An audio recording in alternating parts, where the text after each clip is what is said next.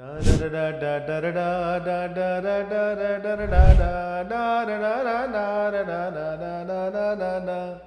આમ જો વિચાર કરું મારી કારકિર્દીનો તો મેં ઘણું કામ કર્યું છે દરેક ક્ષેત્રમાં, પણ તેમ છતાં એમ લાગે કે હજી ઘણું તો બાકી છે.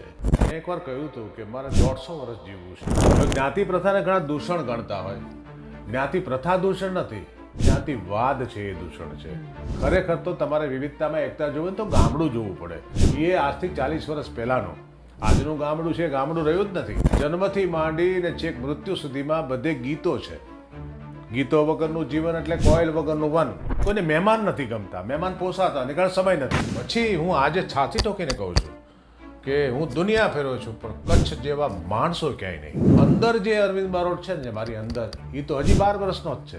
મેં લખ્યું હોય અને ગાયું હોય અને લોકોને સૌથી વધારે ગમ્યું હોય તો એ છે દેશરે જોયાનું ટાઇટલ સોંગ. કેમ છો દોસ્તો? અરવિંદ બારોટ સાહેબ સાથે વાત કરવાની બહુ જ મજા આવી અને મને વિશ્વાસ છે કે તમને પણ એટલી જ મજા આવશે. પણ એ પહેલાં મારી ખાસ વિનંતી છે કે સિનેમા સાહિત્ય યુટ્યુબ ચેનલને સબસ્ક્રાઈબ કરજો, બેલ આઇકન દબાવજો અને માણો, એન્જોય અરવિંદ બારોટ સાહેબની વાતો. સાહિત્યમાં શબ્દ અને સંગીતમાં સ્વર આ બંને મૂળ છે અને મારી સાથે ફ્રેમમાં તમને જે વ્યક્તિ દેખાય છે એ આ બંને સાથે શરૂઆતથી નાતો રહ્યો છે. એક્ઝેક્ટ સમય કહી શકાય એમ નથી કે ક્યારથી રહ્યો છે. અને મને જે વાત ગમે છે એમને હું વાંચું તો છું જ અખબારમાં, પણ જેવું છે તેવું કહેવું સ્પષ્ટ વક્તા છે. બહુ ઓછા પ્રવાસ કરે છે, બહુ ઓછા લોકોને મળે છે, પણ આપણને મળવા સિનેમા સાહિત્ય ત્યાં આવ્યા છે એટલે થેન્ક યુ અરવિંદભાઈ સૌથી પહેલાં તો. અને પરિચયમાં એવું છે કે ગાયક, સ્વરકાર, કવિ, લેખક, સંશોધક, સંપાદક અને અભિનેતા. બહુ જ દીર્ઘ કારકિર્દી રહી છે. વાયા અંજાર, વાયા ભાવનગર, અમદાવાદ, આટલી બધી સફર. અને આજે અને અરવિંદભાઈ આજે સાવરકુંડલા, યસ પીઠલપુર, જે પીઠલપુરમાં તો જે દેશી ઓઠાના જે રેફરન્સીસ છે જે પીઠલપુરના આવે છે, આજે કેવું લાગે છે આટલા વર્ષો આટલું કામ? કેમ કે આ તો અભિનેતા તરીકે કદાચ અત્યારે તો જે આજે જોતા હશે કદાચ એમ થાય કે અભિનેતા તરીકે પણ, અને ડાયરા મતલબ કાર્યક્રમો કર્યા, લોકસંગીત, તો આજે કેવું લાગે છે સૌથી પહેલા? આમ જોઈએ ને તો સર્જક માટે, કલાકાર માટે, સાહિત્ય કે સંગીત સાથે સંકળાયેલા કે કલા પ્રવૃત્તિ સાથે સંકળાયેલા કોઈ પણ માણસ માટે પરિતૃપ્તિ જેને કહેવાય, સેચ્યુરેશન કહેવાય, એ ક્યારેય આવતું હોતું નથી. મારી 45 વર્ષની કારકિર્દી, એનાથી મને સંતોષ પૂરો છે કે એક કલાકારને કે સર્જકને, સાહિત્યકારને, કવિને જે ઈચ્છા હોય કે મારે આટલું કામ કરવું છે, અહીં પહોંચવું છે, એવી ઈચ્છા તો કોઈ રાખી જ નથી ક્યારેય, કે નથી કોઈ એવી ઝંખના કરી, કે નથી કોઈ મહત્વાકાંક્ષા રાખી. પણ સહજ રીતે માત્ર સમયના વરદાન તરીકે જે મળ્યું છે માતાજીની કૃપાથી, એનાથી મને પૂરો સંતોષ છે. જે મળવું જોઈએ એ બધું જ મને સહજ મળ્યું છે. મેં ક્યારેય મથામણ નથી કરી કે નથી કોઈ પ્રયત્ન કર્યા, પેંતરાની તો વાત જ નથી. જે સહજ મળ્યું એટલે મને સંતોષ છે કે મને સહજ મળ્યું છે. અને આમ જો વિચાર કરું મારી કારકિર્દીનો તો મેં ઘણું કામ કર્યું છે દરેક ક્ષેત્રમાં, પણ તેમ છતાં એમ લાગે કે હજી ઘણું તો બાકી છે.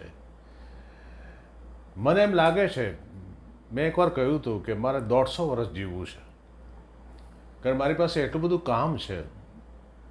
સંસ્કૃતિનું, લોક સાહિત્યનું, લોક સંસ્કૃતિનું, લોક સાહિત્યનું, લોકગીતોનું, લોકસંગીતનું, પરંપરાનું.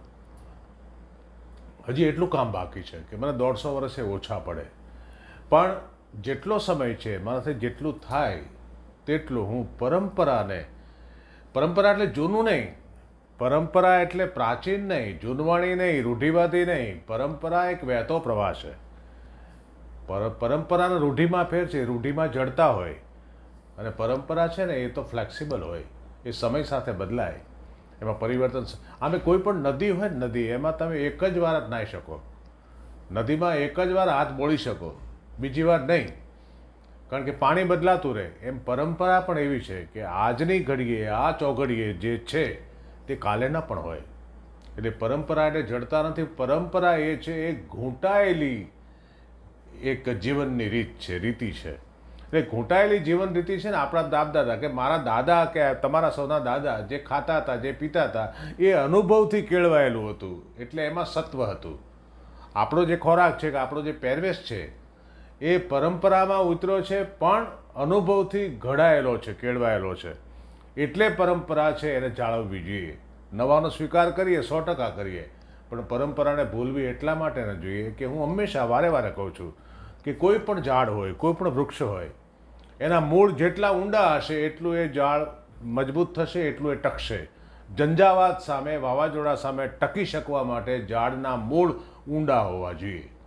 એમ સમાજ, કોઈ પણ સંસ્કૃતિ, કોઈ પણ સમાજ, કોઈ પણ પ્રદેશ, કોઈ પણ રાજ્ય, કોઈ પણ દેશ એ તો જ ટકી શકે જો એની પાસે એના મૂળ ઊંડા હશે. મૂળ એટલે પરંપરા, સંસ્કૃતિ. પરંપરાની વાત કરી તો શરૂઆત ત્યાંથી જ કરીએ કે રીત રિવાજ, જે તમારું પુસ્તક, જે 4 પુસ્તક આવી રહ્યા છે, લોન્ચ થઈ રહ્યા છે, એમાંથી એક રીત રિવાજ છે. એ પુસ્તક વિશે અને એમાં શું છે એની થોડી વાત કરો. આમ છે ને કે એના મૂળ જોઈએ ને કોઈ પણ રીત રિવાજના, એ દરેક પ્રજાના, દરેક પ્રદેશના મોટા ભાગે અલગ અલગ હોય. ભારતના રીત રિવાજ અને યુરોપના રીત રિવાજ કે જાપાન કે ચીનના રીત રિવાજ, એમાં ફરક હોય. રીત રિવાજ દરેક પ્રજા પાસે હોય, કારણ કે રીત રિવાજ એ જ સંસ્કૃતિ.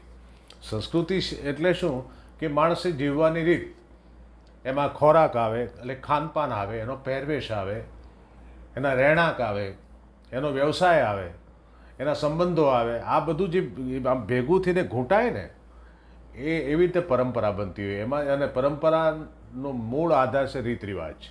રીત અને રિવાજ. રીત એટલે જીવવાની રીત, અને રિવાજ એટલે એ જીવવા માટેના જે રિચ્યુઅલ્સ છે, જે પ્રસંગો છે, જે ઘટનાઓ છે, એ દરેક પ્રજાની પોતાની એક દ્રષ્ટિ પ્રમાણે થતું હોય છે. હવે ભારતમાં પણ રાજ્ય પ્રમાણે રીત રિવાજ અલગ હોય. મહારાષ્ટ્ર, ગુજરાત, રાજસ્થાન બધાના અલગ છે. કેટલુંક કોમન છે ભારત, આખા ભારતમાં, અને કેટલુંક આખા વિશ્વમાં.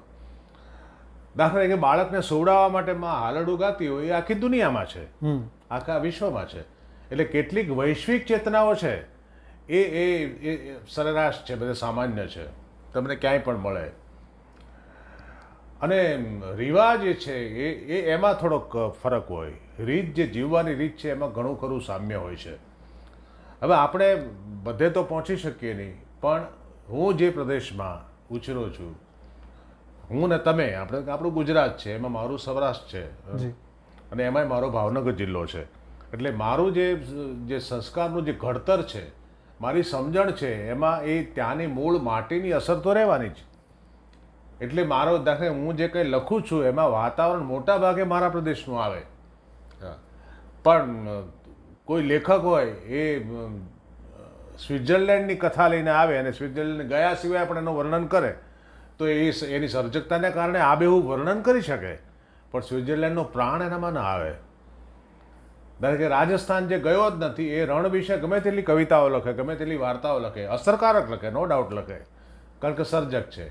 પણ એ જે પ્રદેશનો છે, એની માટી, એનું પાણી, એના માણસો, એની આબોહવા, એની વનસ્પતિ, આ બધું જે અનુભવથી આવે એની કળામાં, એ આખું અલગ હોય. એટલે રીત રિવાજ છે ને એ પ્રાદેશિક રીતે પણ થોડા ભિન્ન હોય. એમ જ્ઞાતિઓ, આપણે ત્યાં જ્ઞાતિ પ્રથા છે. હવે જ્ઞાતિ પ્રથાને ઘણા દૂષણ ગણતા હોય. જ્ઞાતિ પ્રથા દૂષણ નથી, જ્ઞાતિવાદ છે એ દૂષણ છે. જ્ઞાતિ વિશેનું મિથ્યા ગૌરવ છે એ દૂષણ છે. જ્ઞાતિ પ્રથા તો સમાજને સુગઠિત રાખે છે. ગામડામાં તમે જુઓ કે સુથાર હોય, લુવાર હોય, સોની હોય, દરજી હોય, પ્રજાપતિ કુંભાર હોય, બ્રાહ્મણ હોય, વાણિયા હોય, બધા અમે એમ કહેવાય ને કે એક રસ થઈને, એક રૂપ થઈને જીવતા હોય ને એ સમય મેં જોયો છે. બધાને ખબર હોય કે આ દરજી છે, આ સુતાર છે, પણ એનું સુતારપણું, એનું દરજીપણું છે એને જુદા નથી પાડતું. સમાજ છે કે આ કોઈ ઘટ્ટ એક પ્રવાહીના રૂપમાં, પ્રવાહીમાં દૂધ અને પાણી તમે ભેગા કરો તો ઉકાળો તો જ જુદા પડે, ત્યાં સુધી નહીં. એટલે આ ઉકળાટ છે ને ક્યાંકથી આવ્યો છે. એ ઉકળાટના કારણે જ્ઞાતિઓ જુદી પડવા માંડી, જ્ઞાતિના મિથ્યા ગૌરવ ઊભા થયા, અને એમાંથી જ્ઞાતિવાદ થયો છે. હું જ્ઞાતિ પ્રથાનો હિમાયતી છું.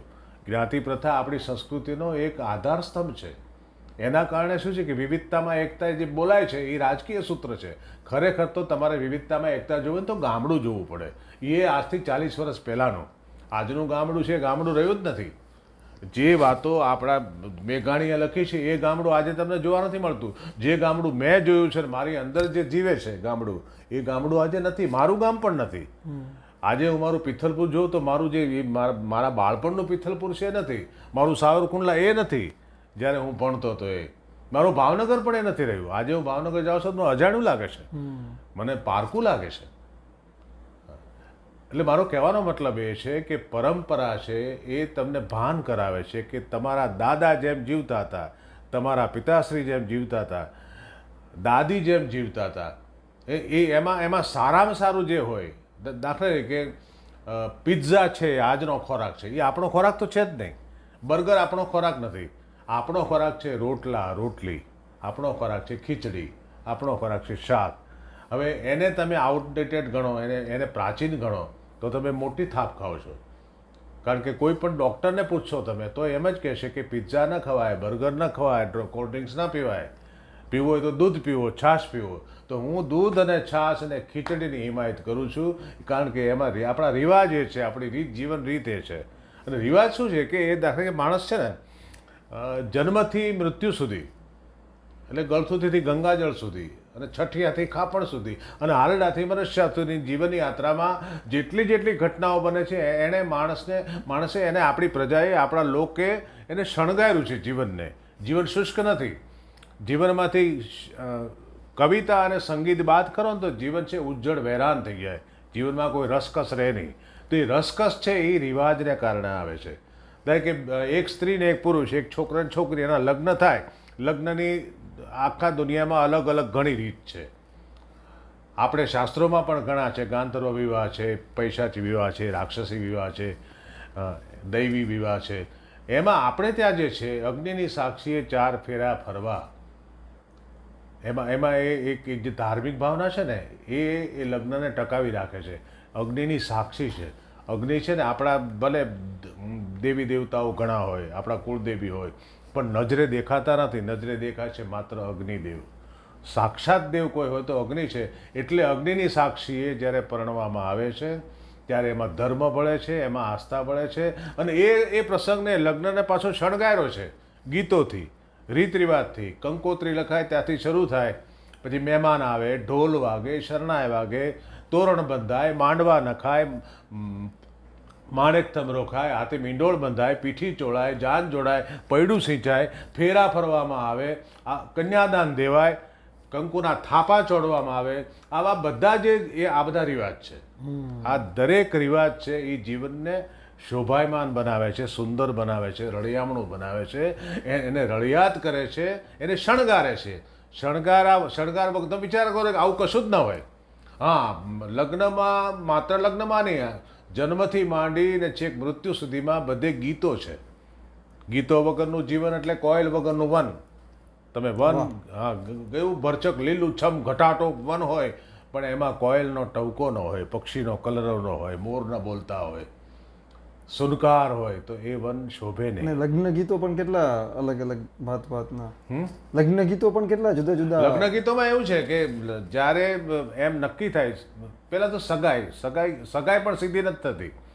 જો આપણી સમાજ વ્યવસ્થા કેવી છે કે દીકરો મોટો થાય કે દીકરી મોટી થાય એટલે એના મામા, એના કાકા, એના માસા, એના પાડોશી, એના સગા સંબંધી, એના વેવાય વેલા. આપણે ત્યાં વિચાર કરો તમે કે સંબંધો, આજે પરિસ્થિતિ જો કહું, પરંપરા એટલે શું, રીત રિવાજ એટલે શું, એના સંદર્ભમાં એક વાત કરું. અને બહુ ઘણીવાર એ બધી ચર્ચાઓ સોશિયલ મીડિયામાં થતી હોય છે કે મારે કાકા પણ હતા, મારે મામા પણ હતા, મારે માસા પણ હતા, મારે ફૂવા પણ હતા. હવેની પ્રજાને ખબર જ નહીં પડે કે માસા એટલે શું. કારણ કે માસા ત્યારે જ બને કે જો મમ્મીની બીજી બહેન હોય તો. પણ મમ્મીની બીજી બહેન આજના સમયમાં નથી. કારણ કે મમ્મી એક જ હોય છે. કારણ કે એક જ બાળકને, 2 જ બાળકનો આપણી જે અત્યારે રીત છે એને કારણે શું સગપણના જે કેટલાક જે શણગાર છે સગપણની જે ચંદરવો છે આખો ચંદરવો તમે જુઓ ને તો બહુ રૂડો હોય, એમાં જાત જાતના ભાતના પેલા બુટ્ટા પાડેલા હોય. મામા માસી કાકા કાકી આ બધા સંબંધો લુપ્ત થશે અને છોકરા અને છોકરી એકલા થઈ જશે.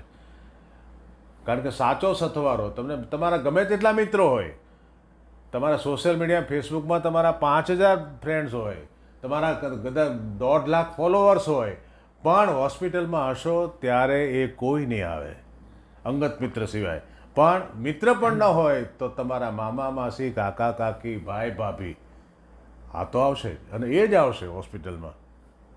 અને આમે તે સુખ દુઃખમાં છે ને આ જે આભાસી સંબંધો કામ નથી લાગતા.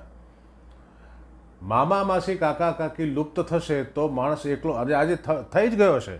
આજે દરેક માણસ એક ટાપુ જેવો છે, એકલતામાં જીવે છે, સબડે છે. ક્યાંય કોઈને ચેન નથી, ક્યાંય કોઈને જમ્પ નથી, ક્યાંય કોઈને સુખ નથી. સગવડ છે પણ સુખ નથી. સગવડ ઘણી વધી ગઈ છે. પહેલાં તો આજે કોઈને મહેમાન નથી ગમતા, મહેમાન પોસાતા નહીં કારણ સમય નથી. પહેલાં મને યાદ છે કે અમે મારે ઘરે મહેમાન આવતા 8-8 દિવસ રોકાતા, 15-15 દિવસ રોકાતા. અમે પણ કે મોસાળમાં જતા, વેકેશનની રાહ જોતા હોય બધા, એ ખબર છે એ સમય ગયો કારણ કે મામા જ નથી રહ્યા. એક જ સંતાનને 2 સંતાનને કારણે આ પરિસ્થિતિ આવી છે. રાઈટ. લગ્ન ગીત. હા, લગ્ન ગીતમાંથી જ આવે આપને કે હા આ બધા મામા હોય, કાકા હોય, ફુવા હોય, આ બધા છે ને એ ધ્યાન રાખે કે આ છોકરો કે આ દીકરો કે દીકરી મોટા થયા છે, ઉંમર લાગે, એના માટે એ સગપણની શોધ એ આ બધા સગાવાલા કરે. અથવા તો નાતમાં જે જ્ઞાતિ પ્રથા, એમાં જ્ઞાતિમાં પણ કેટલાક મોભી હોય, વડીલો હોય, આગેવાન હોય, એ પણ આ કામ કરતા હોય. એને ખબર હોય કે ભાઈ આ સવજીભાઈનો દીકરો છે, મોટો થયો છે, એટલે ખબર હોય. એટલે ક્યાંક પણ હોય ને તો જુએ કે આ દીકરી સવજીભાઈના ઘરને લાયક છે.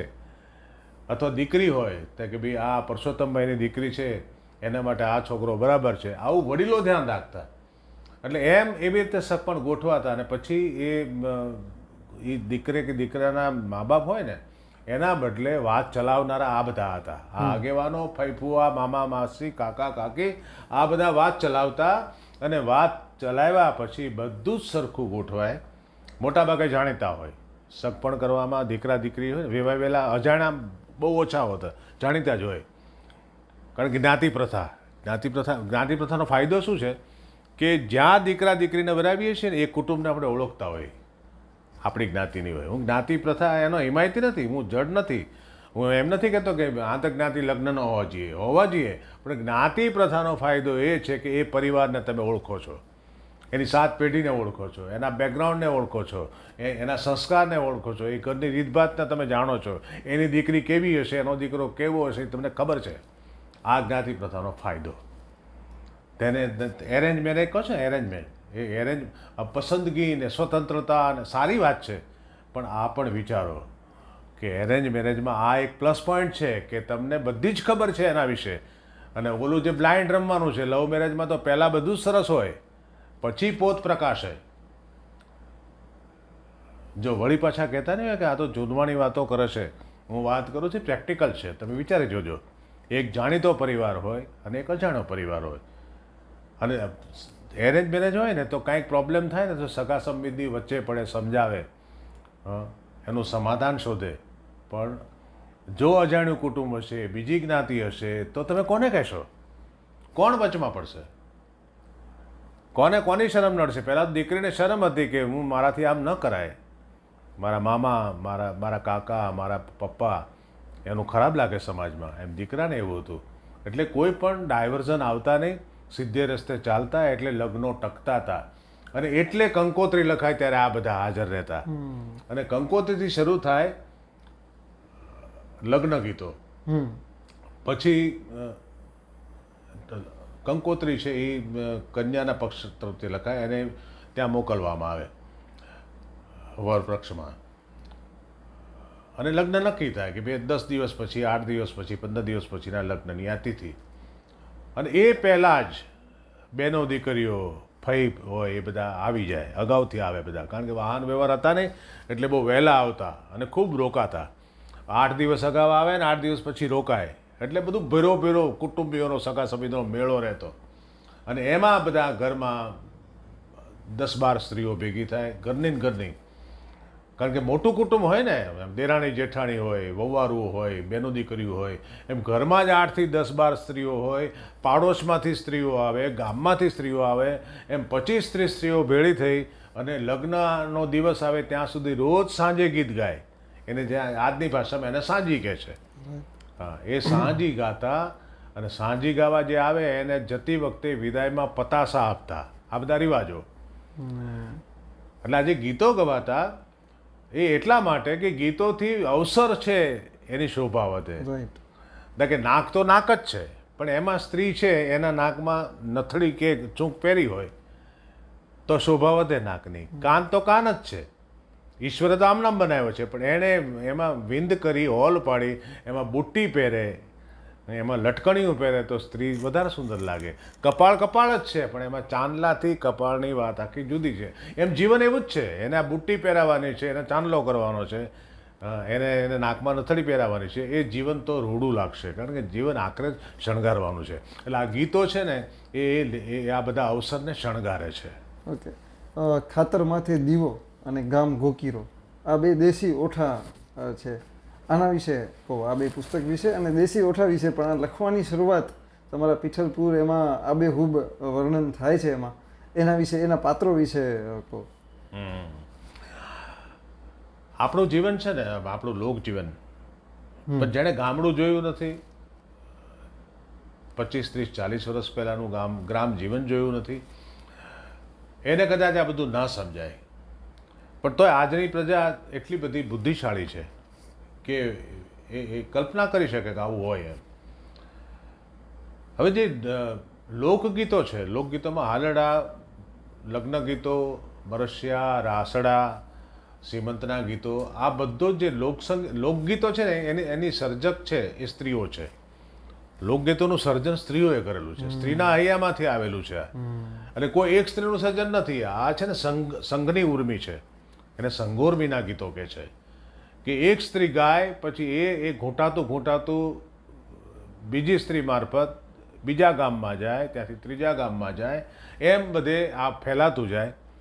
પણ એની રચનાઓ જે છે એ કંઈ કાગળ પેનથી લખેલી નથી હોતી, એને મનમાં ઉગે એમ ગાય. આ ગાવા માટે રચાયેલું છે. આ કોઈ કવિતાનો સંગ્રહ નથી કરવાનો હતો આનો, કે નથી એનું વિમોચન કરવાનું. આ તો અંતરમાં જે ઉગે છે, સુખ દુઃખની જે ભાવના, જે સંવેદના, એને શબ્દોમાં ગોઠવીને ઉતારીને એ જ રીતે સહજ રીતે ગાય. અને એ રાહડા લેતા લેતા ગાય, દીકરાને હિંચકાવતા ગાય, દીકરીને હિંચકાવતા ગાય. લગ્ન વખતે જ્યારે દીકરા દીકરી પરણાતા હોય ત્યારે જે હરખથી ગાય, એ બધા હરખ શોકના ગાણા છે, લોકગીતો છે, એ સ્ત્રીઓએ સર્જ્યા છે. પણ પુરુષોએ શું સર્જ્યું?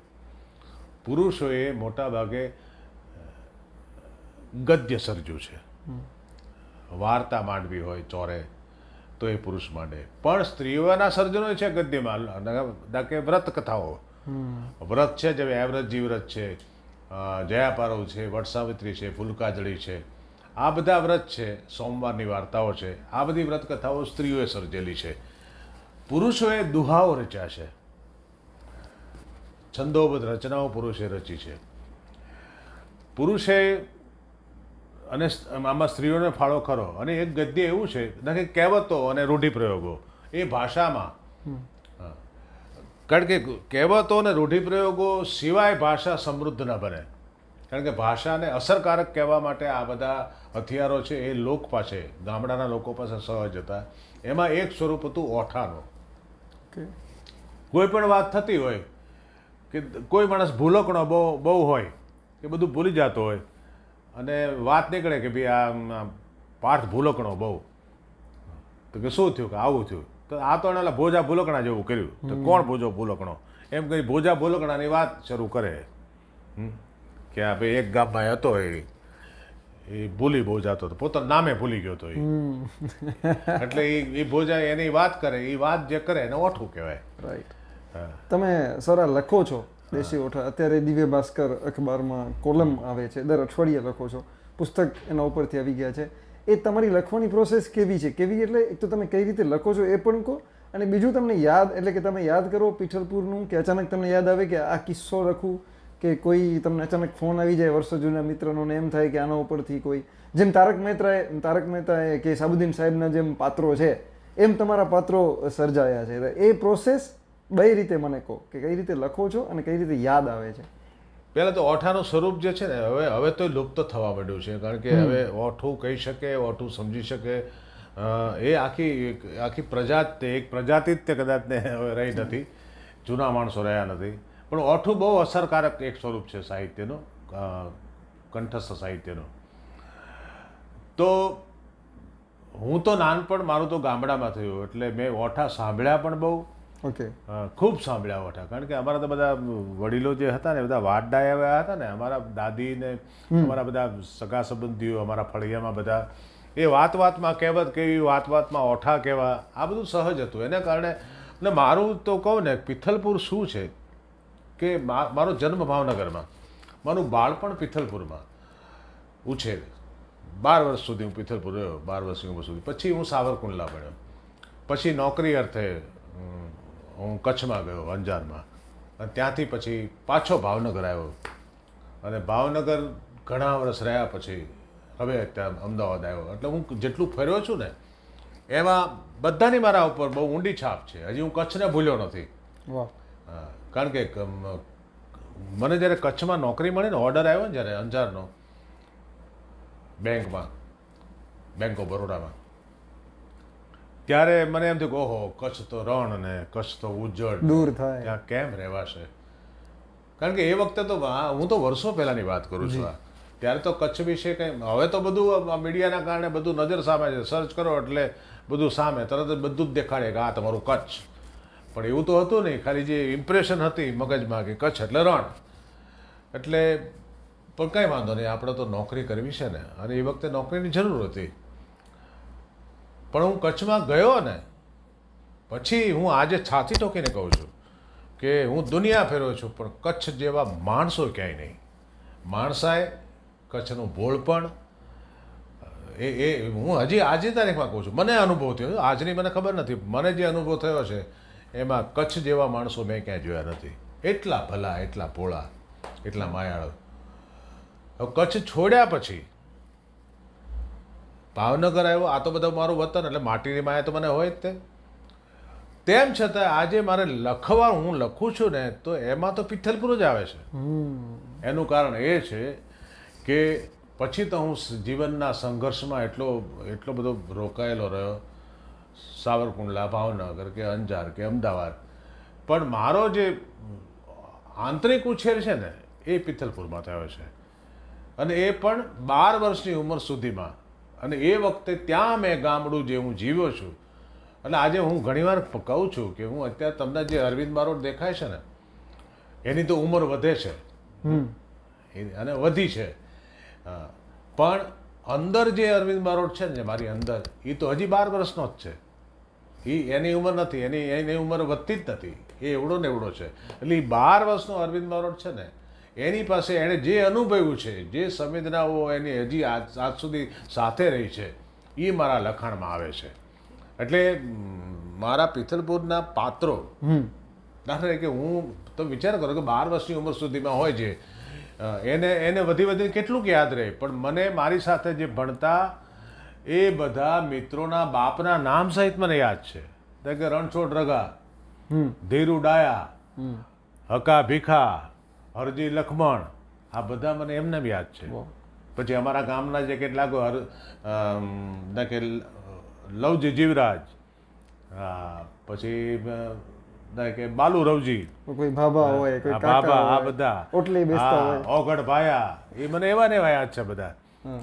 આટલા વર્ષે કેટલા વિચાર કરો, પિથલપુર છોડ્યા એને દાયકાઓ થઈ ગયા છે. તમારી લખવાની પ્રોસેસ કેવી રીતે લખો? એ આ જ છે. હું જ્યારે ઓઠા લખું છું ને ત્યારે ઓઠા તમે સાંભળેલા હોય ને બધા ચિત્તમાં. ઉપરાંત હું પાછો જ્યારે નોકરી કરતો હતો અથવા તો ડાયરાઓમાં, રેકોર્ડિંગમાં, ફિલ્મોમાં વ્યસ્ત હતો ને ત્યારે લખવાનો સમય નહોતો રહેતો. લખતો હતો, ફિલ્મો લખતો હતો, અને આલ્બમ માટે ગરબા, ગીતો, ભજનો એ લખતો હતો. પણ જેને એમ કહેવાય ને કે જેને હું પુસ્તક રૂપે હું સમાજને આપી શકું એવું લખવાનું મેં જે શરૂ કર્યું ને ત્યારે મારી પાસે આ 12 વર્ષની ઉંમર સુધીની મૂડી હતી ને એ જ પૂરતી હતી. અને હું પાછો આખી આજ સુધીમાં એ નાનપણથી આજ સુધીમાં હું જે કંઈ મને આમ યાદ હોય એ બધું ટપકાવતો જાઉં, નોંધ કરતો જાઉં, ફાઇલમાં એના કાગળિયા ફાઇલ કરતો જાઉં, ડાયરી બનાવતો જાઉં. એવી ફાઇલોનો કબાટ ભર્યો છે મારી પાસે. એટલે જ કહું 150 વર્ષ જીવવું છે ત્યારે આ બધું કામ થશે. પણ હું આ છે ને મારા સ્ટેજની અને રેકોર્ડિંગની ફિલ્મોની મારી જે દુનિયા છે એમાંથી અળગો થયો હવે થોડો ઘણો. અને હવે મને લખવાનો સમય છે ને એટલે મને સમય ઓછો પડે છે. કારણ કે એ વખતે તો મેં બધું લખ્યું પણ એ બધું ફિલ્મો માટે અને આલ્બમ માટે. એટલે આ બધી મારી જે પ્રોસેસ છે ને એ એટલે જ હું ઝડપથી લખું છું. ઝડપથી લખવા માટે હું કાગળ પેનનો ઉપયોગ નથી કરતો, હું મોબાઈલમાં લખું છું. અચ્છા. જ્યાં બેઠો હોય ત્યાં લખું. મોબાઈલ એટલા માટે કે જ્યાં બેઠો હોય ત્યાં લખી શકાય. એટલે મારે તો કંઈ ઓઠું લખવું હોય અને એમ થાય કે આજે મારે મોકલવાનું છે અને હું રસ્તામાં હું તો ગાડી સાઈડમાં કરીને મોબાઈલમાં હું ઓઠું લખી નાખું અને મોકલી દઉં દિવ્ય ભાસ્કરમાં. તો આ મારી પ્રક્રિયા છે. હું લખું છું મોબાઈલમાં, ઉપરાંત મારી પાસે એટલી બધી સામગ્રી પડી છે કે વર્ષો સુધી, દાયકાઓ સુધી પાર આવે એમ નથી. અસંખ્ય પુસ્તકો થાય એમ છે. એટલે આ મારી અત્યારની જે છે યાત્રા છે. ને વર્તોલા, હા, એના વિશે કહો. એ પુસ્તકમાં શું હશે? આપણી ગામની સ્ત્રીઓ છે ને, વ્રત તો દરેક ભારતમાં દરેક પ્રજામાં છે, પણ આપણે તો ગુજરાતની વાત કરીએ. આપણે બીજા વિશે આપણને બહુ માહિતી પણ ન હોય અને એ અભ્યાસ કરવો આપણા માટે અત્યારે શક્ય પણ ન હોય. તો મેં નાનપણમાં જે જોયું છે, મારા દાદીમાં છે એ દશામાનો દોરો લેતા. દોરો, વ્રત લેવું એટલે દોરો લેવો એમ કહેતા.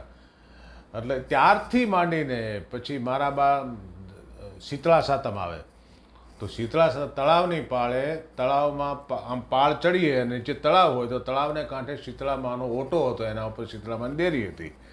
હવે એ વખતે બા છે સાતમ, શીતળા સાતમ હોય શ્રાવણ મહિનામાં, ત્યારે એ શીતળાની પૂજા કરવા જતા અને ત્યાં તળાવને કાંઠે પાણી છલકાય અને જે કીચડ થાય એ કીચડમાં આળોટીને સ્ત્રીઓ શીતળામાને રીઝવતી. શીતળામાં શું છે એ આજની પ્રજાને ખબર નહીં હોય, પણ જેને અંગ્રેજીમાં સ્મોલ પોક્સ કહેવાય છે, એ શીતળા નામનો રોગ થતો. અને જેને શીતળા થયા હોય એમાં મોટા ભાગના ને આંખમાં શીતળા થવાથી એ અંધ થઈ ગયા હોય એવા અસંખ્ય દાખલાઓ છે. ઘણા બધા સુરદાસ, જેને આપણે સુરદાસ કહીએ, તે બ્લાઇન્ડ હોય, પ્રજ્ઞાચક્ષુ હોય, એમની આંખો શીતળામાં ગઈ હોય છે અને ચહેરા ઉપર શીતળાના ચાંઠા પડતા, આખી જિંદગી રહેતા. એને શીતળા નામનો રોગ હતો. એ રોગથી પોતાના બાળકને બચાવવા માટે શીતળા નામની દેવી, શીતળા દેવી, શીતળા એટલે ઠંડી, કારણ કે શીતળાનો રોગ ગરમ હોય. શીતળ રોગ છે એમાં બહુ બળતરા બહુ થાય, કારણ કે આખા શરીર ઉપર ભીંગડા નીકળે, ગુમડા નીકળે, ઝીણા ઝીણી ફોડકીઓ થાય આખા શરીરે, રૂવાડે આંખમાં પણ થાય. એટલે એ રોગથી પોતાનું બાળક બચે એટલે એક શ્રદ્ધાથી શીતળા નામની દેવીની પૂજા કરે, એની સામે કીચડમાં આળોટે. એટલે એ શરણાગતિ એટલી સ્વીકારી લે કે આળોટે અને શીતળામાની વાર્તા કરે.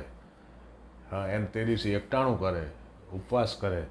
અને આ શીતળામાના વ્રતની કથા, એમ એવરતજી વ્રત, એમ જયા પાર્વતી, એમ વટ સાવિત્રી, આ બધા વ્રતકર્તાઓ મારા ઘરમાં, મારા પાડોશમાં, મારા ફળિયામાં, મારી શેરીમાં મેં સ્ત્રીઓને જોઈ છે. મેં મોળાકત જોયા છે. મોળાકતની જે કન્યાઓ જાગરણ કરે એમાં સાથે જાગીને શેરીઓમાં આખી રાત રખડ્યા છીએ. આ બધું અનુભવમાંથી આવ્યું છે. એટલે એ બધી વ્રતકથાઓ મેં પછી આ પુસ્તકમાં ઉતારી. અને આ વ્રતકથાઓ આપણે લેખક અરવિંદ બારોટની વાત કરી રહ્યા છીએ અત્યારે. એક ફિલ્મ લેખક અરવિંદ બારોટ છે, ગીતકાર છે, લિરિસિસ્ટ. તમે ફિલ્મો લખી, ગીતો લખ્યા, એના વિશે વાત કરો. એ શરૂઆત કેમ થઈ ફિલ્મ લખવાની અને પછી તમે ગીતો લખ્યા? એમાં એવું છે કે મારી સાથેના મારા સમકાલીન છે ને એને કદાચ ને કોઈકને માઠું લાગી શકે, પણ જે સ્પષ્ટ છે, સત્ય છે, એ તો કહેવું જ પડશે સ્પષ્ટ રીતે. હું જ્યારે ગીત ગાવા જતો ને સ્ટુડિયોમાં, રેકોર્ડિંગ થતું હોય ને, ત્યારે ગીતકારે જે ગીત લખીને આપ્યું હોય, એટલે મને નાનપણથી સહજ પેલી માતાજીની દયાથી આ શબ્દની સૂઝ અને કાંઈ એ ખાતાનો જીવ. એટલે હું કહું, આમ બહુ નમ્રતાપૂર્વક કહું, ભાઈ આમાં આ પ્રમાણે શબ્દ ફેરવીએ તો વધારે થોડું આમાં Appropriate. પ્રવાહી થશે, અથવા તો આ શબ્દ વધારે ઉચિત લાગશે, આનો પ્રાસ આવી રીતે વધારે સારો લાગશે, આમ લય વધારે સારો થશે, એવા સૂચનો કરું ને એટલે ગીતકારને ગમે નહીં, ત્યાં ઈગોનો પ્રશ્ન આવે. પણ નિર્માતાને ગમે, કારણ કે એને ખબર છે કે આજે આણે સજેશન કર્યું એ સારું છે અને સારા માટે કર્યું છે. ખરેખર તો ગીતકારે પણ રાજી થવું જોઈએ કે મારું ગીત વધારે સારું થાય છે. એટલે આમ થતું હતું ને એટલે પછી શું થયું કે નિર્માતાઓને એમ થયું કે તો ગીત આવી રીતે બધા સુધારવાના જ હોય તો આની પાસે શું કામ ન લખાવા. એટલે ગીત મારી પાસે આગ્રહપૂર્વક લખાવ્યા. હું પોતે ના પાડતો કે ભાઈ જે લખતા હોય એને લખવા દો. અને એવું જ સંગીતમાં થયું. સંગીતમાં શું છે કે મારી સંગીતમાં પણ હું થાય કે હું કોઈને સલાહ સૂચન ના આપું. બધા સંગીતકારો છે એને હું પ્રણામ કરું, ખૂબ જ બધા ગુણીજનો છે, બહુ મહાન છે, વિદ્વાન છે, પણ તેમ છતાં ક્યાંક ક્યાંક મારો અભિપ્રાય તો આવે ને. તો એ અભિપ્રાયને કારણે પણ એમ થયું કે આની પાસે એક તો સૌરાષ્ટ્રના સંગીતની મૂડી છે, પોતે ગાયક છે, સૂઝ છે, અભ્યાસ છે, સમજણ છે, આવું એને લાગ્યું. હું નથી કહેતો કે તો પછી આપણે એનો ઉપયોગ શા માટે ન કરવો. જી. એટલે એ રીતે સંગીત કર્યું મેં અને ગીતો લખ્યા, પછી ગીતો લખ્યા અને પછી એમ કરતાં કરતાં કથા પટકથા સંવાદો લખ્યા. અને માતાજીની કૃપાથી મને આ જે મેં કર્યું, ગીતો લખ્યા, ગાયા, સંગીત કર્યું કે કથા પટકથા સંવાદો લખ્યા, એ બધામાં મને શ્રેષ્ઠતાના એવોર્ડ મળ્યા છે. કેમ કે સર્જન શ્રેષ્ઠ હતું. એટલે એનું હું પોતે મારી જાતને એમાંથી બાદ રાખું છું. જે કંઈ છે તે માતાજીની કૃપા છે. હવે હું મારી કોઈ સિદ્ધિ નથી આ. રાઈટ. હવે હું એક એવું નામ લેવાનો છું જે મારી બહુ નજીક છે. દેશરે જોયા દાદા પરદેશ જોયા, એટલે એમાં એના ગીતો સરે લખ્યા છે, ગાયા છે, કમ્પોઝ કર્યા છે. અને એ જે સંગીત હતું એમાં જે લાગણી છે આજે પણ સાંભળીએ અને વર્ષો પછી પણ સાંભળશું. એને કોઈ પણ ગીત હોય, ઓ રાજ રેમાં જે તમે ટ્યુન સાંભળો, હું સંગીતની વાત કરું છું. ગીતકાર અરવિંદભાઈની વાત અત્યારે પાછું નથી, હું સંગીત, માત્ર સંગીત. તો આ દેશરે જોયા દાદા એનું સંગીત કઈ રીતે સર્જ્યું તમે? એમાં છે ને બહુ આની વાત આમ બહુ મોટી છે ને આમ નાની છે.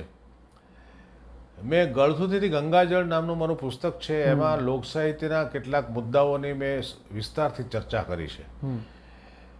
અમુક સંશોધન લેખો છે, અમુક અભ્યાસ લેખો છે. એમાં મેં સ્વરાંકન વિશે લખ્યું છે. ઓકે. કે સ્વરાંકન એટલે શું અને ઢાળ એટલે શું. તો દાખલા કે કોઈ પણ વ્યક્તિનું આપણે નામ લઈએ, વાંચીએ કે સાંભળીએ કે પાર્થ દવે, તો તરત તેનો ચહેરો નજર સામે આવે. જી. કે નરેન્દ્ર મોદી, તો એનો ચહેરો નજર સામે આવે. એની વાત થાય તોય અમિતાભ બચ્ચન.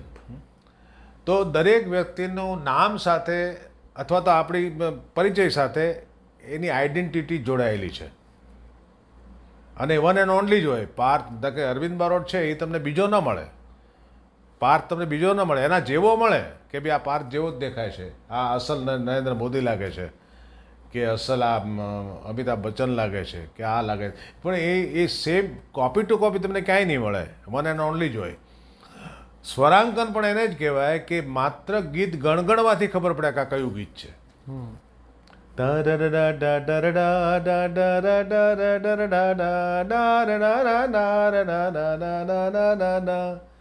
ખબર પડી ગઈ કે આ મેરે મન કી ગંગા ગીત છે. એનો અર્થ શું થયો કે આને પોતાનો એક ચહેરો છે. આ ગીતનો ચહેરો છે. ચહેરો છે. વાહ. આ ગીતનો ચહેરો છે, એનાથી જ આ ગીત ઓળખાય કે આ સંગમનું ગીત છે, આ મુકેશે ગાયું છે, આ શંકરજી કિશને આ કમ્પોઝ કર્યું છે. તો ગીતનો પોતાનો એક ચહેરો હોય, એ ઓળખાઈ જાય અને એ વન એન્ડ ઓનલી હોય અને એ ટકાઉ હોય, એને સ્વરાંકન કહેવાય. બાકી આ સિવાયના જે સ્વરાંકન ન કહેવાય, એ ગોઠવણ કહેવાય સ્વરોની. અને યસ, અને દેશરેના કઈ રીતે? હું એ જ કહું છું. પણ લોકસંગીતમાં સ્વરાંકન નથી હોતા, કમ્પોઝિશન નથી હોતા, ઢાળ હોય છે.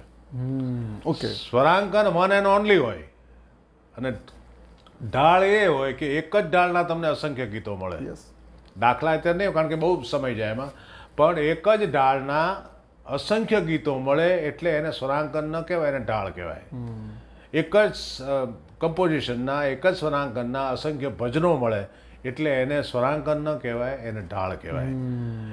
તો મેં મારા જેટલા મેં મ્યુઝિક કર્યા છે ને એમાં સ્વરાંકનો પણ કર્યા છે અને ઢાળનો ઉપયોગ પણ કર્યો છે. ઓકે.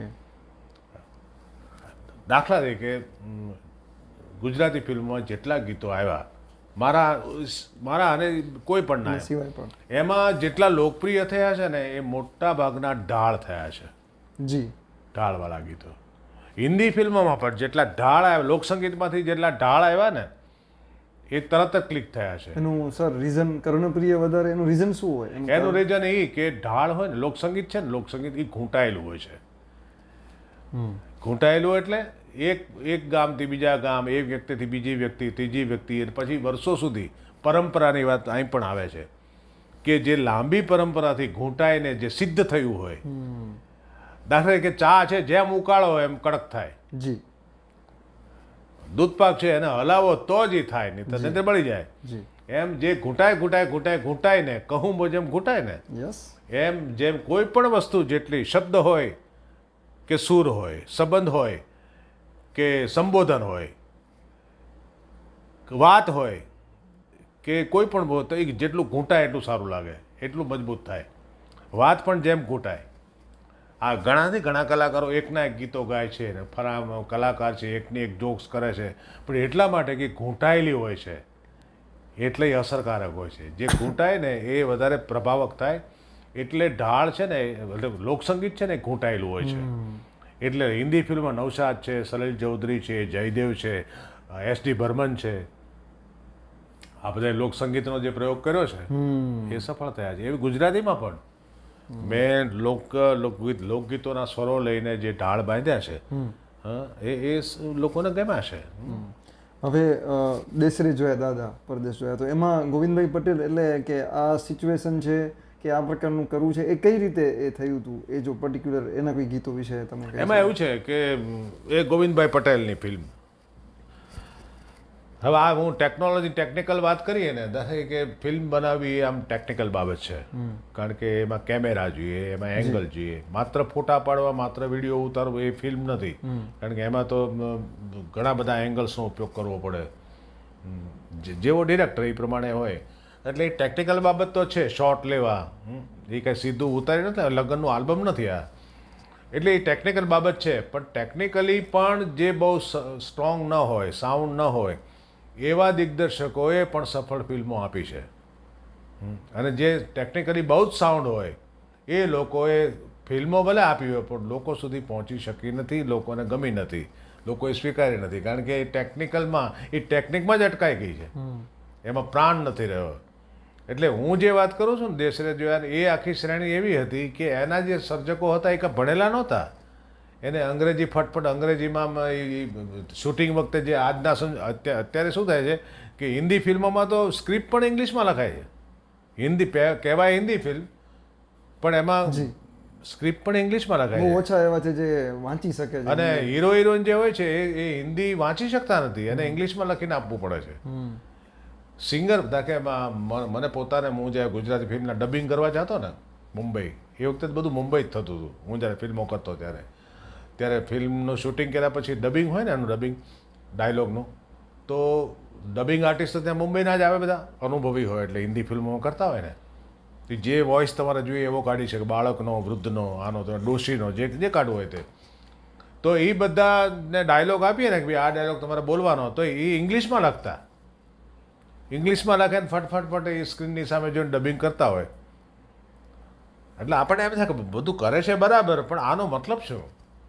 જે ભાષાનો પ્રાણ તમને નથી ખબર, એ ભાષા તમે બોલો તો એમાં શું આવે?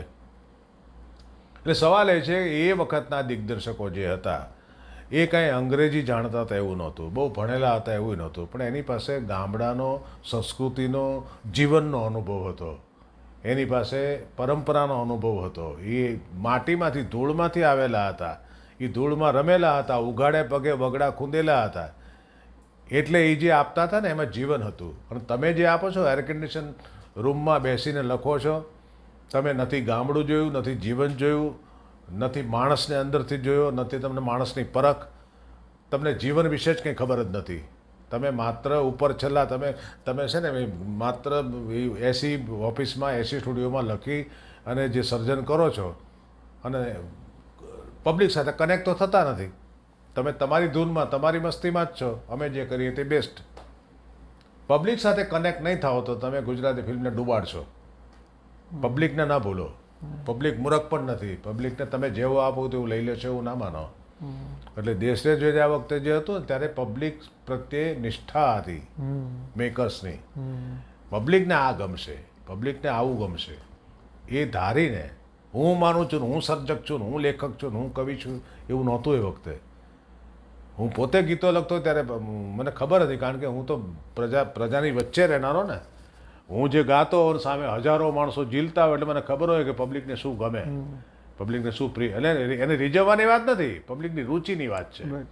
એને ગમે તેમ કરીને હલકું ગાઈને કે લખીને રાજી કરવાની વાત નથી, પણ રુચિ જે પ્રજાની હોય સામાન્ય પ્રજાની એ પ્રમાણે એક દિગ્દર્શકો કામ કરતા.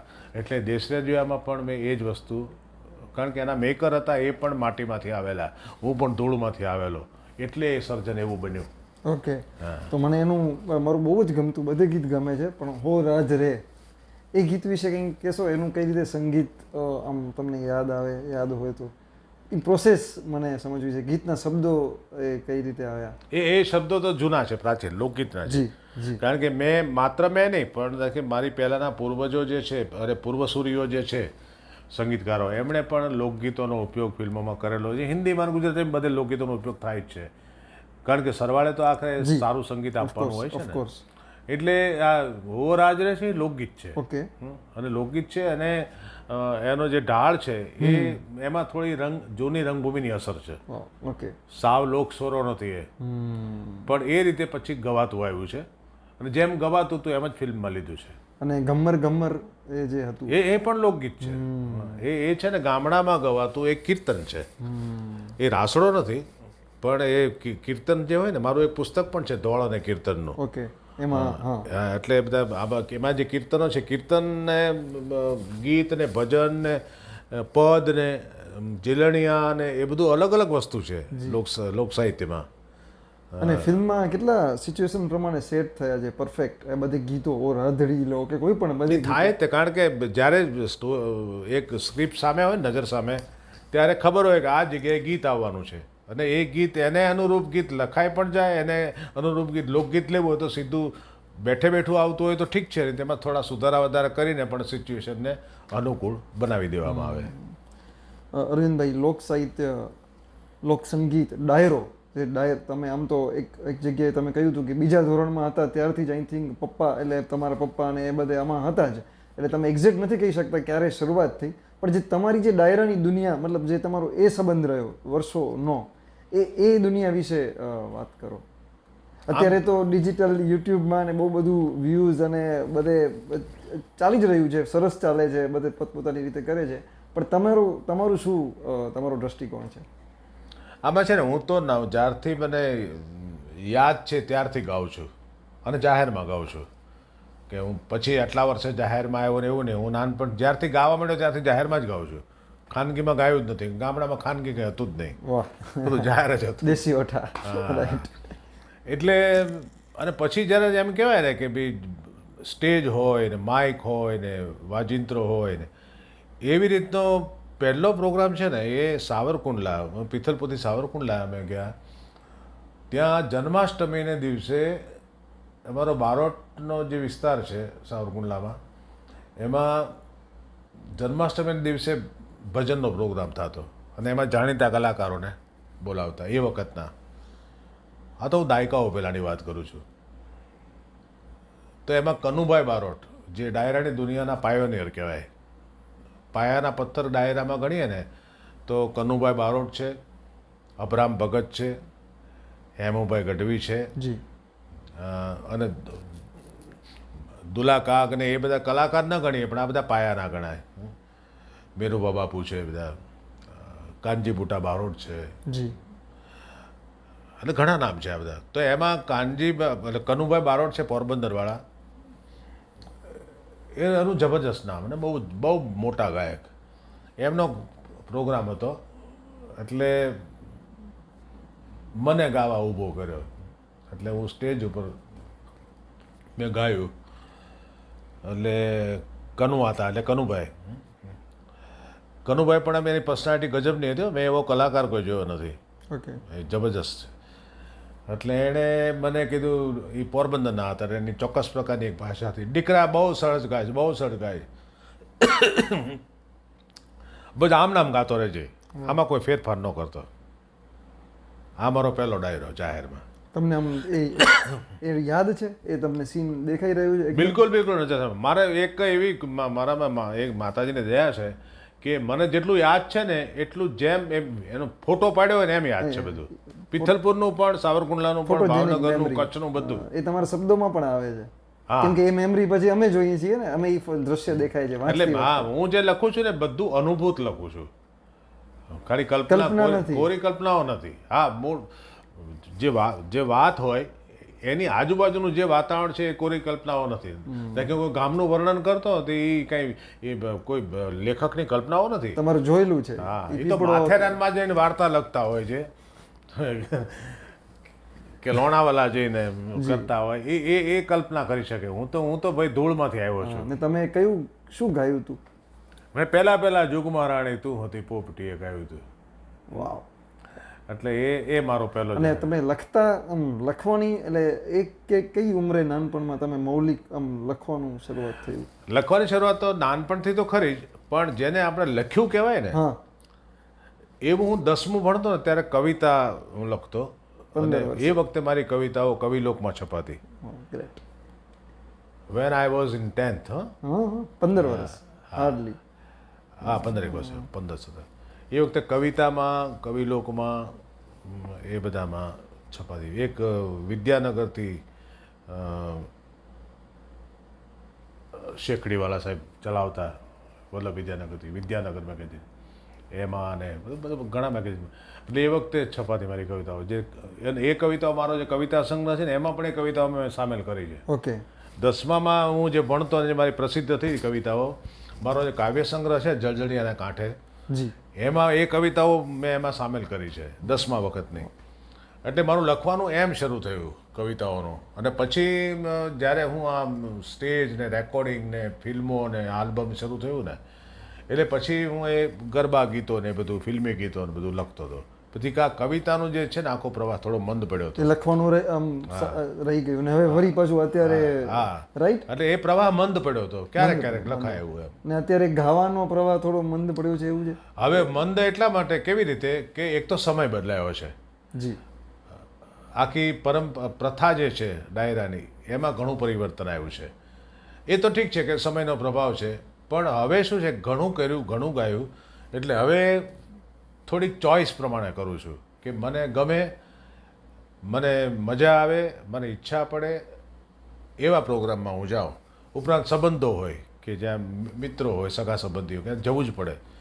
એટલે પહેલાં જે મહિનાના 20-25 દિવસ હું બહાર રહેતો, પ્રોગ્રામ કરતો, એ બધું નહીં. હવે પસંદગીના ચોઈસના પ્રોગ્રામ કરવાના, મનને આનંદ થાય એવા પ્રોગ્રામ કરવાના. હમણાં તમે કોઈ લોક કલાકાર, ડાયરા કલાકારને સાંભળો છો? તમને અત્યારે કોઈ ગમે છે? તમે આમ સાંભળતા હોવ છો રેન્ડમલી કોઈ? સાંભળું તો છું, સાંભળું તો લગભગ, સાંભળવાનું તો મેં ક્યારેય છોડ્યું નથી ક્યારે. પણ બહુ જ ઓછા એવા છે ચમકારા કે જેનામાં ખરેખર તત્વ ડાયરાનું છે, લોકસાહિત્યનું તત્વ હોય, અસલિયત હોય, ઓરિજિનાલિટી હોય, પરંપરા હોય. એવા કલાકારો ઓછા છે. નામ ન દેવાય પણ ઓછા છે. બાકી તો સમયનો પ્રભાવ છે, બધું એમને એમ તો રહે નહીં. અરવિંદભાઈ, તમારું career as a music director, singer એટલે ગાયક, સંગીતકાર તરીકે પૂછી રહ્યો છું, તમારું ગમતું કયું ગીત કે સર્જન એઝ અ મ્યુઝિક ડિરેક્ટર કહું છું, એ કયું છે? તમને એવું કોઈ ખરું કે એટલામાં તમને એમ લાગે કે મૈયરમાં મનલું, કે મને તો બહુ બધા યાદ આવશે, પણ તમને કોઈ એવું ખરું અત્યારે હું પૂછું છું ને તમને એમ થાય કે આ મને વધારે? આમ તો એવું શક્ય નથી કહેવાનું, કારણ કે બધું ગમતું જ હોય. પણ તોય આમ કહેવાય ને કે મેં ગાયા હોય કે મેં લખ્યા હોય, એ બધું એક બાજુ રાખીએ. મેં લખ્યું હોય અને ગાયું હોય અને લોકોને સૌથી વધારે ગમ્યું હોય તો એ છે દેશરે જોયાનું ટાઇટલ સોંગ. હા, બા દીકરી વચ્ચેનું એ જે કાગળ જે આવે, કાગળ આવે. હા, એ બહુ જ, કારણ કે એ પછી એમાં એવું જ થાય કે હું જો કેટલો ઢીલો માણસ છું કે હજી આજે પણ ઇવન યુટ્યુબમાં કે ફેસબુકમાં કે વોટ્સએપમાં અમુક વિડીયો આવે ને તો રીતસર હું રોઈ પડું છું. નહીંતર મારા માટે કંઈ નવું નથી આ બધું. કોઈ ફિલ્મ આવે તોય મારે સહન ન થાય. હું ફિલ્મો લખતો ને ત્યારે અમુક સીન એવા આવતા કે લખતા લખતા હું રડી પડતો, લખાતું નહીં મારાથી. એટલે એનું કારણ ખરેખર નહીં તો સર્જક હોય ને એણે નિર્લેપ રહેવું જોઈએ. એવું કહેવાય કે હાસ્ય કલાકાર હોય, જોક્સ કહેતો હોય, એની પોતે દાંત કાઢે ને તો જોક્સ ફેલ જાય. રાઈટ, પોતાને ન હસાય, એને લોકોને હસાવાય. સાચી વાત છે. એમ કરુણ કોઈ પણ રસ છે એ જ્યારે નિપજાવવું હોય ત્યારે એમાં પોતે ઇન્વોલ્વ ન થવું જોઈએ, પણ હું થઈ જાઉં. એટલે આ જે ગીત છે ને એ મેં માંડ માંડ લખેલું, એટલે લોકોએ પણ માંડ માંડ એ સહન કરી શકે. ધ્રુસકે હોતા હતા લોકો. જે તમે અનુભવ્યું એ લોકો એ તમને સૌથી વધારે. અને સંગીતની રીતે જોઈએ, મેં ગાયા હોય એમાં તો એમાં જસવંત ગાંગાણીની ફિલ્મ હતી પાલડોય બાંધી પ્રીત. એમાં એક ગીત હતું, એક જન્મ નહીં હર જન્મ રે હારોવાર તું ચાંદલિયો મારો હું તારી ચકોરી. એ ગીત મને બહુ ગમે. મ્યુઝિકલી બહુ સરસ બનેલું છે. એવા તો ઘણા ગીતો છે બધા. જેમ તમે ડાયરામાં કહ્યું કે પરિવર્તન આવ્યું છે અત્યારે, એવી રીતના ગુજરાતી ફિલ્મો જે અત્યારે બની રહી છે, તમે પરિવર્તન તો આવ્યું જ છે, તમે કઈ રીતે જુઓ છો? તમે શું કહેવા માંગશો? પહેલી વાત તો એ છે કે પરિવર્તન એ તો સંસારનો નિયમ છે. દરેક ક્ષેત્રમાં, દરેક માધ્યમોમાં, દરેક પદ્ધતિમાં પરિવર્તન આવે છે. એને નકારી શકાય નહીં, એને સ્વીકારવું જ જોઈએ, કારણ કે તો પ્રકૃતિનો નિયમ છે પરિવર્તન. એમ પણ ગુજરાતી ફિલ્મોને આજની ગુજરાતી એમાં ફિલ્મોમાં એવું છે કે શરૂઆતનો તબક્કો જે છે ગુજરાતી ફિલ્મનો, એમાં મને યાદ હોય એવી અખંડ સૌભાગ્યવતી, મેની રંગ લાગ્યો, આ બધી ફિલ્મો હતી ને એ સમયમાં પણ સફળ હતી. હવે એ તબક્કો પણ મેં જોયો છે, એ ફિલ્મો પણ મેં જોઈ છે. પછી ઉપેન્દ્ર ત્રિવેદી, અરવિંદ ત્રિવેદી, સ્નેહલતા, એ બધી રવિન્દ્ર દવેની ફિલ્મો બધી, પછી લોકકથાઓની અને બારવટિયાઓની કથાઓ, પ્રેમ કથાઓ, એ બધો એ તબક્કો પણ જોયો. ત્યાર પછી સામાજિક ફિલ્મોનો તબક્કો જોયો. દેશરે જોયાથી જે પરિવર્તન આવ્યું તે, અને પછી જસવંત ગાંગાણીની ફિલ્મો, એ તબક્કો પણ મેં જોયો. ત્યાર પછીનો જે તબક્કો આવ્યો એમાં પરિવર્તન ઘણું છે. ઓલું જે 3-4 તબક્કા બતાવ્યા ને એમાં એક સામાન્ય વાત એ હતી કે એમાં આપણા દેશની 70% વસ્તી ગામડાની છે.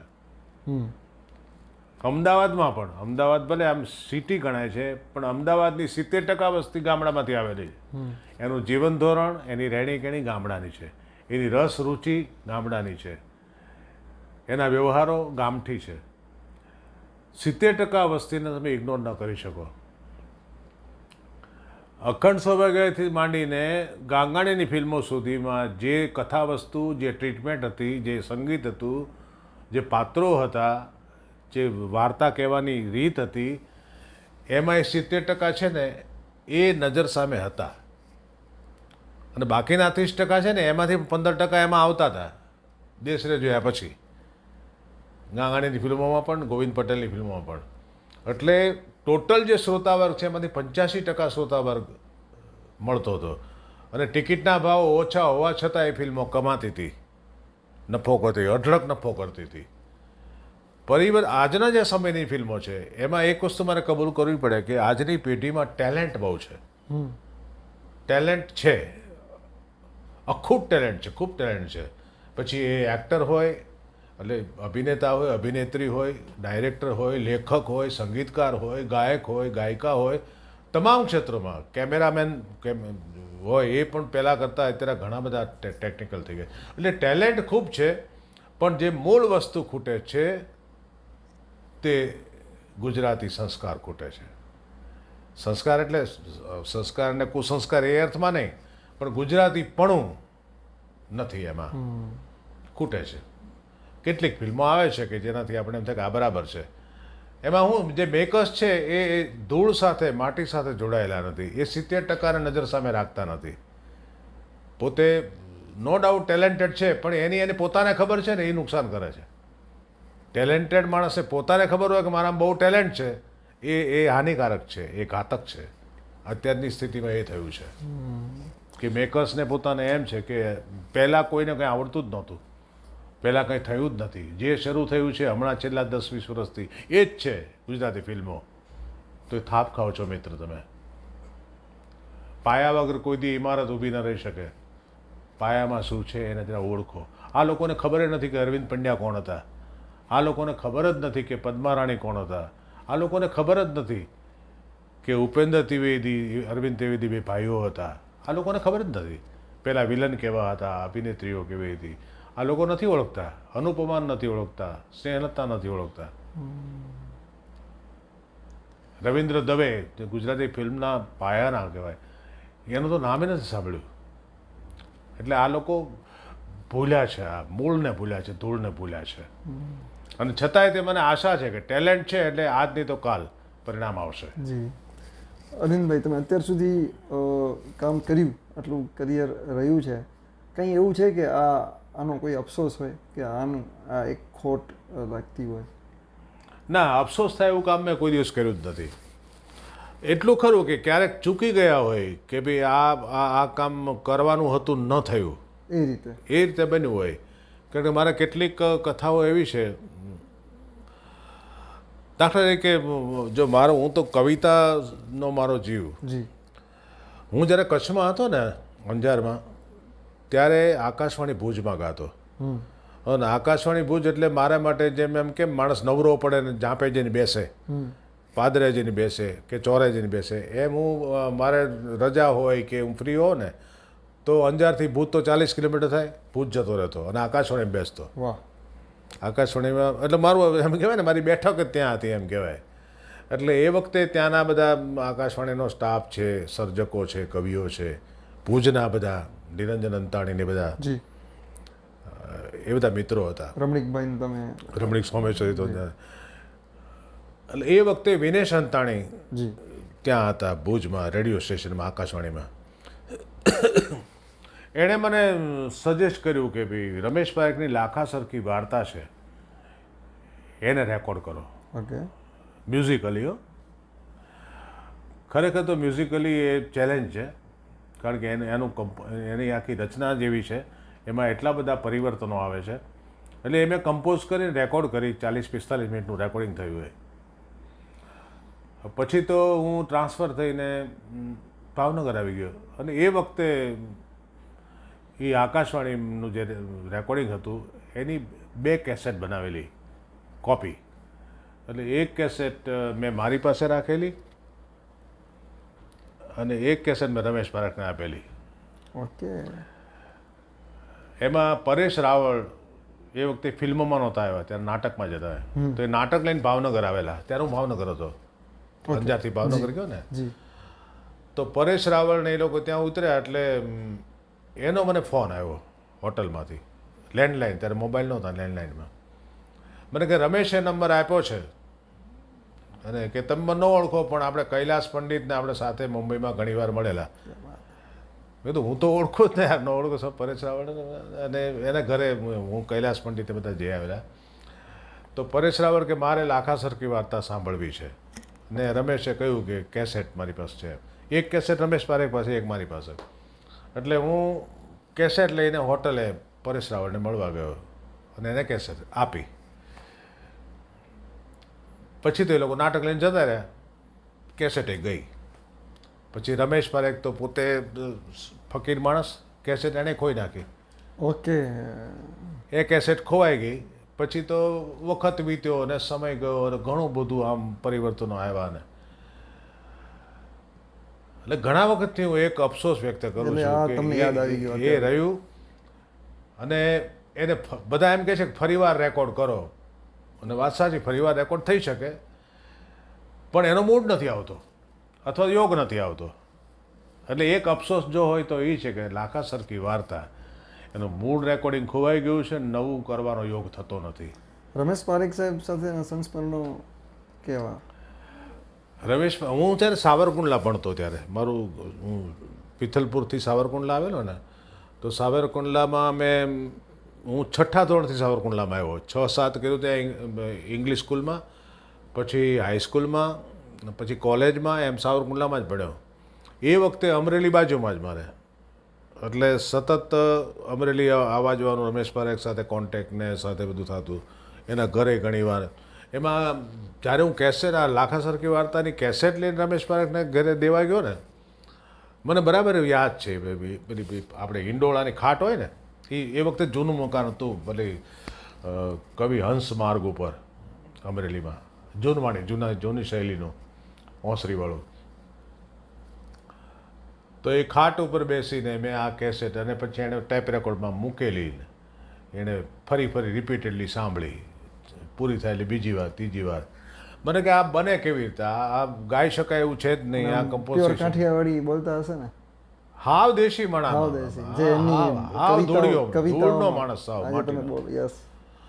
અને એ મને બરાબર યાદ છે. તે ઉનાળો હતો, વૈશાખ મહિનો, જેઠ મહિનો હતો. રસીલા ભાભીએ કેરીનો રસ ને પૂરી જમાડેલા, એ બધું એમને યાદ છે મને. વાવ. એટલે એ લાખા સર કે ત્યાં મેં છેલ્લી વાર રમેશ પારેખને ઘરે સાંભળી. પછી તમે વિનય સંતાણીને યાદ કરે, એમણે ભુજમાં ત્યાં રજા લઈને પ્રિયજન લખી, એ આખી એ ઘટના છે.